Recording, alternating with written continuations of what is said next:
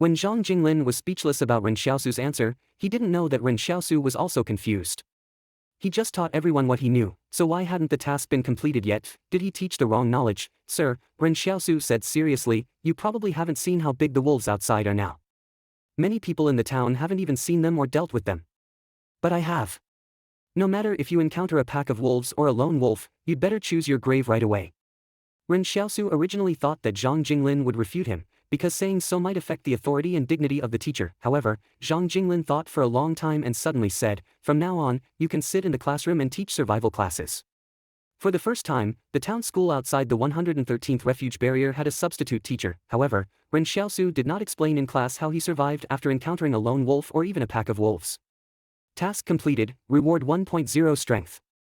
Until a day passed, Ren Xiaosu still had no chance to use the basic skill learning chart. Going to school was because he liked to absorb knowledge, but Zhang Jinglin's knowledge did not help him survive much for the time being. Ren Xiaosu's priority was still survival.so, the map couldn't be used, so he couldn't verify whether everything in his mind was from his imagination. However, Ren Xiaosu had been waiting because he felt there would be another task. Now that he has completed another task and gained 1.0 strength, this is a very intuitive number, and Ren Xiaosu's feeling of his body is even more intuitive because he could even feel that the muscles under his clothes had slightly bulged, which was a real supernatural phenomenon.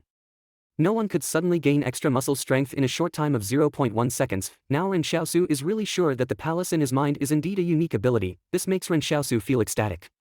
In fact, he should have been happy a long time ago, but he was afraid it was fake. A hunter must be very familiar with his body.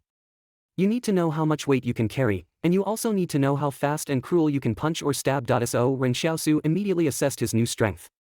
If a normal adult man is 3.0, then the previous Ren Xiaosu is 2.5. He was only 17 years old, and it was normal to be weaker than an adult. He survived in the town these years not because he was strong, but because he was ruthless enough and alert and calm enough. Now his strength has surpassed that of normal adults, which means that his chances of survival on this wasteland are greater. When he went home from school, Yan Luyuan excitedly said, "Brother, now you have become a substitute teacher, maybe you can take over as our town teacher in the future." Ren Xiaosu hesitated for a moment. It seems to be true. Mr. Zhang was also a substitute teacher at the beginning, and he took over the school after the old man died. That's right, everyone in our town knows that if someone becomes a substitute teacher, they might be the teacher in the school in the future. You think, Mr. Zhang let you go to school and become a substitute teacher, he must want to choose you to replace him in the future. Yan Luyuan laughed. If this matter is known to the people in the town, they will be a little more polite to us in the future. That's not necessary. Ren Xiaosu thought for a while and said, I guess he might just be short of cigarettes. Yan Luyuan looked at Ren Xiaosu. Brother, are you serious? Actually, it's not bad to be a school teacher, Ren Xiaosu said. When I become a school teacher, I will give the position to you, so you will become a school teacher. For Ren Xiaosu, he really hadn't thought about going to school to be a teacher in the future. It's not that he looks down on this profession. If he looks down on it, he won't give it to Yan Luyuan, but he felt that he was not suitable for this job at all. If there is no chance to enter the refuge barrier in the future, then the wilderness is where he belongs. Ren Xiaosu was walking and fantasizing about the future of giving the school teacher to Yan Luyuan, but he didn't notice that Yan Luyuan had slowly stopped.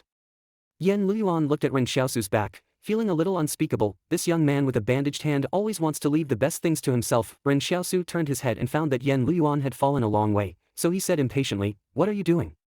Hurry up. Coming."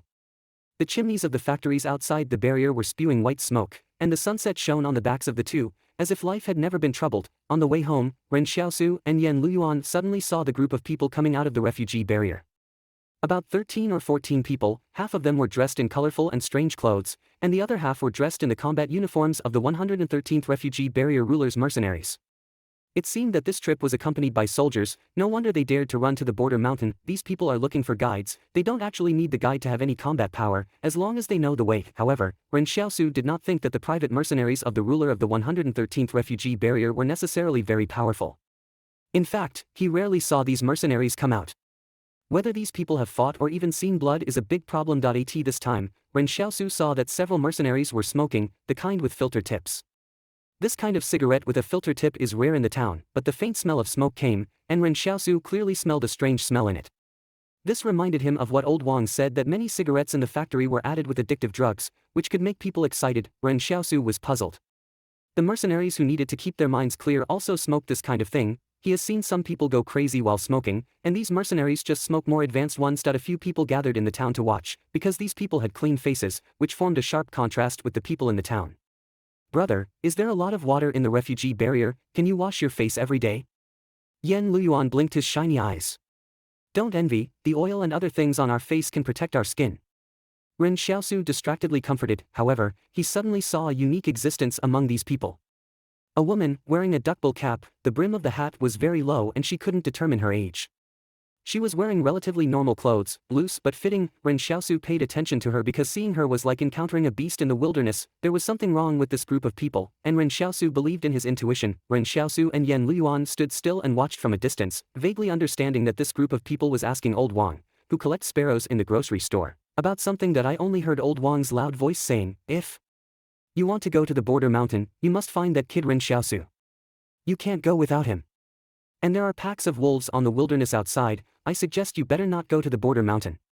A mercenary sneered. The wolves will run away when they hear the gunfire. Do we need to worry about the wolves? Ren Xiaosu was stunned. So the wolves are afraid of gunfire? This may be the nature of beasts. He has never seen a hot weapon, so he is not sure whether the other party is right or wrong, but he always doubts it. Another mercenary asked, who is Ren Xiaosu? We don't need him to have any good skills, just know the way. Oh, Ren Xiaosu is a well-known good hunter in our town. He knows most of the roads. It's not a problem to find him. It's just that this kid has a problem with his brain. Old Wang said with a smile, you guys. Go find him, it's definitely right. Hearing this, Ren Xiaosu took Yan Luyuan and turned around and left. Is Old Wang's son also in your class, that fat kid? Yan Luyuan took a breath. Brother, don't involve family members. Ren Xiaosu frowned. He originally wanted to avoid this matter, but he didn't expect Old Wang to recommend him to this inexplicable band.